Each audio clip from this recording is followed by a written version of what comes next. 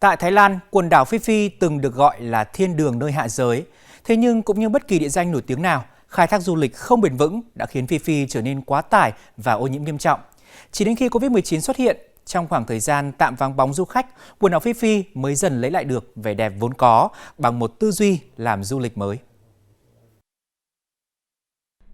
Gần một hòn đảo san hô nhỏ, cách vịnh Maya vài km, nhà sinh vật học biển Kulawit lặn sâu 8 mét qua làn nước trong vắt, cẩn thận thả ra những con cá mập tre nhỏ.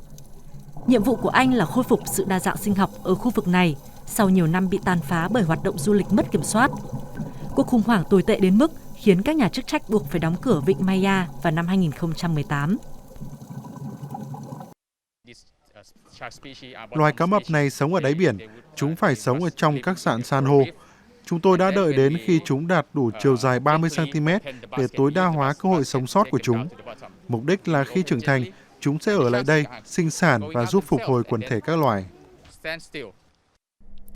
Trước đại dịch, vườn quốc gia Phi Phi với những bãi cát trắng và rạn san hô từng thu hút hơn 2 triệu du khách mỗi năm.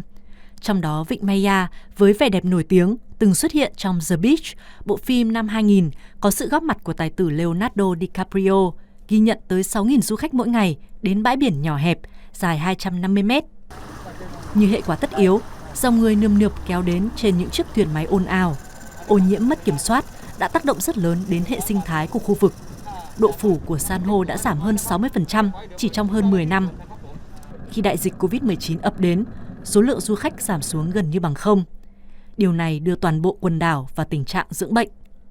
Kết quả, hàng chục con cá mập vây đen, rùa xanh và đồi mồi đã quay trở lại. Ngoài ra, cá mập voi, loài cá lớn nhất thế giới và được Liên minh Bảo tồn Thiên nhiên Quốc tế xếp vào danh sách có nguy cơ tuyệt chủng, cũng được phát hiện ở ngoài khơi bờ biển. Chính phủ xứ Chùa Vàng cho biết muốn thay đổi phong cách làm du lịch tại đây. Trọng tâm sẽ là khách du lịch cao cấp thay vì nhắm đến số lượng lớn như trước đây.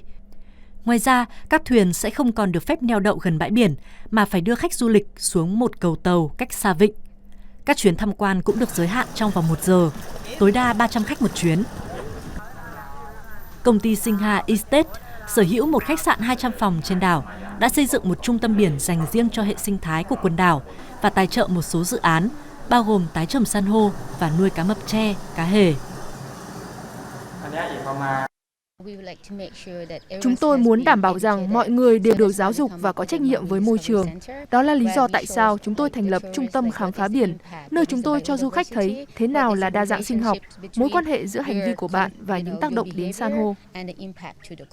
Giờ đây, khi biến thể Omicron xuất hiện, một số quốc gia phải tái áp dụng các biện pháp hạn chế đi lại. Nhưng đó cũng có thể là một tín hiệu tốt cho những động vật hoang dã trên đảo khi chúng có thêm một chút thời gian để phục hồi.